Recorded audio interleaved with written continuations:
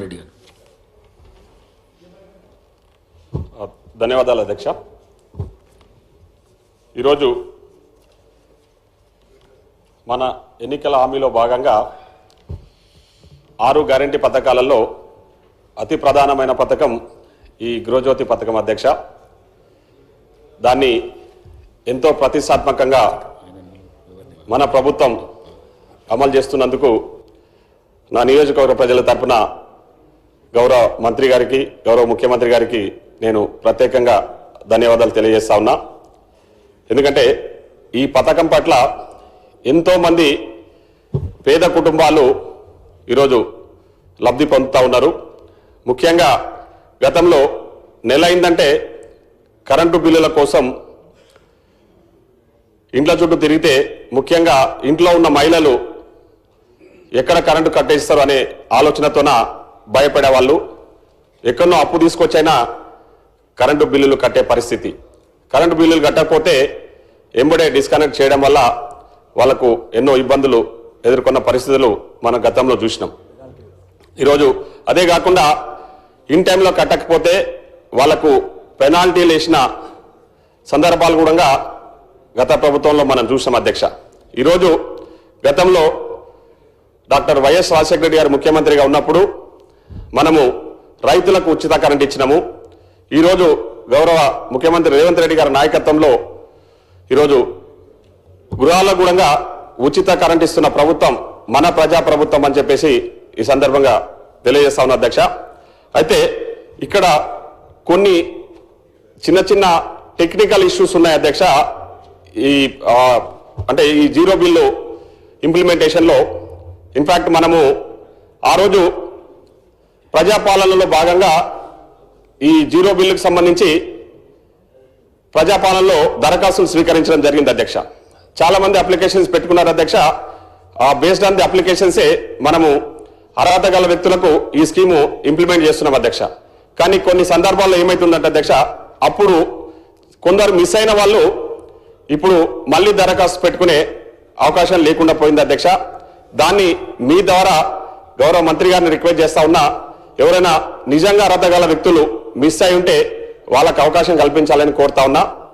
అదేవిధంగా అధ్యక్ష, కొందరు ఆ రోజు ఒకే కుటుంబంలో అంటే ఉమ్మడి కుటుంబంలో ఉన్న వ్యక్తులు ఆ రోజు ఒకే కుటుంబం కింద జీరో బిల్ వచ్చింది అధ్యక్ష.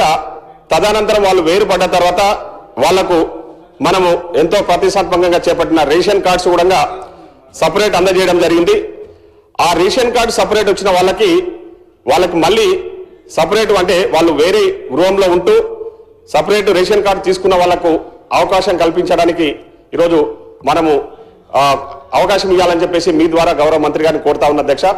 అదేవిధంగా కొందరు గతంలో కిరాయిలో ఉన్నప్పుడు వాళ్ళకి జీరో బిల్ వచ్చినాయి అధ్యక్ష. తర్వాత వాళ్ళు సొంత ఇంటికి మారినప్పుడు వాళ్ళు అప్లికేషన్ పెట్టుకుంటే ఒక 6 months టైం తీసుకొని ప్రాసెస్ చేయడానికి టైం తీసుకుంటా ఉన్నారు అధ్యక్ష. దాన్ని మీ ద్వారా గౌరవ మంత్రి గారిని కోరుతా ఉన్నది ఏంటంటే ఇమీడియట్లీ అంటే మనము 6 months వెయిట్ చేసేదానికంటే ఇమీడియట్లీ వాళ్ళకు ఈ జీరో బిల్లు కొత్త ఇంటికి పోయినప్పుడే ఆ అప్లికేషన్స్ కూడా స్పీడప్ చేసి త్వరితగతిన వాళ్లకు కన్సిడర్ చేసి మళ్ళీ జీరో బిల్లు వర్తించే విధంగా చేయాలని చెప్పేసి నేను మీ ద్వారా కోరుతా ఉన్నా అధ్యక్ష. అదేవిధంగా ఇంకొక సమస్య అధ్యక్ష, ఒక సందర్భంలో ఈరోజు ఈ నెలకు 200 యూనిట్లు వస్తే next month more than 200 units వస్తే బిల్లు వస్తూ ఉంది అధ్యక్ష. మళ్ళీ ఆ నెక్స్ట్ మంత్ మళ్ళీ 200 యూనిట్స్ వస్తే దానికి జీరో బిల్లు రావడం లేదని చాలా మంది కొందరు లబ్ధిదారులు కంప్లైంట్ చేస్తా ఉన్నారు అధ్యక్ష.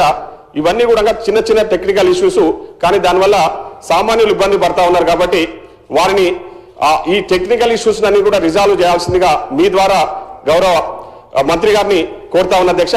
ముఖ్యంగా నిజంగా చెప్పాలంటే నా నియోజకవర్గానికి సంబంధించి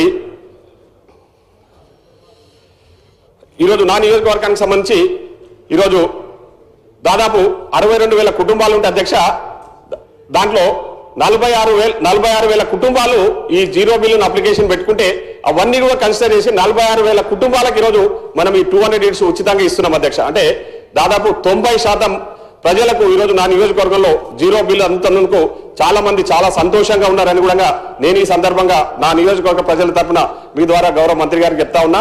ఇంకా దీన్ని భవిష్యత్తులో కూడా కొనసాగించాలని చెప్పేసి ఎలాంటి టెక్నికల్ ఇష్యూస్ ఉన్నా రిజాల్వ్ చేసి, ఎందుకంటే ఇది ఒక మంచి పథకం అధ్యక్ష, సామాన్యులకు చాలా ఉపయోగపడుతున్న పథకం అనడంలో ఎలాంటి అతిశయోక్తి లేదని చెప్పేసి మీ ద్వారా నేను గౌరవ మంత్రి గారికి తెలియజేస్తా ఉన్నా. కాబట్టి అక్కడక్కడ కొన్ని టెక్నికల్ ఇష్యూస్ ఉన్నాయి.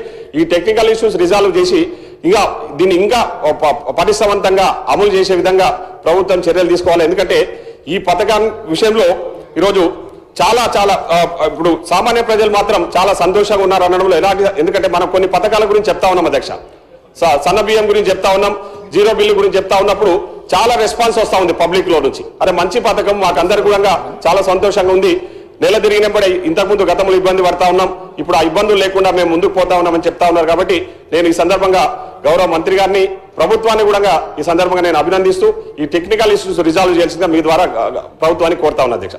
ధన్యవాదాలు అధ్యక్ష. డాక్టర్ కవ్వంపల్లి సత్యనారాయణ గారు.